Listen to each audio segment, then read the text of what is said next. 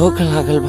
पागले बना दे। मैंने अपने कभी लाइफ में सोचा भी नहीं था कि खेसारी लाल यादव इतनी पागल का रूप धरेंगे। जी हाँ दोस्तों, क्या होता है जब खेसारी लाल यादव फरिश्ता शूटिंग के दौरान पागल का रूप धरे हैं। जी हाँ दोस्तों, दिखाया जा रहा है कि काफी ज्यादा पागल के रूप खेसारी लाल यादव। हिट मशीन खेसारी लाल यादव का फरिश्ता मूवी का ट्रेलर जब से रिलीज हुआ देखकर आंख में आंसू भर जा रहा है। जी हाँ दोस्तों, जब खेसारी लाल यादव पागल का रूप ले रहे हैं, ऐसे आप लोग देख रहे हैं। जैसे कि देखिए आप लोग, एक ऐसे हुआ था सलमान खान जब तेरे नाम में पागल का रूप लिए थे। जैसे कि आप लोग देख रहे हैं, सलमान खान भी पागल का रूप लिए थे। वो सिर्फ अपने प्यार के लिए सलमान खान पागल के रूप लिए थे। बात इतनी कि सलमान खान प्यार में पागल थे, किसी लड़की के प्यार में पागल थे।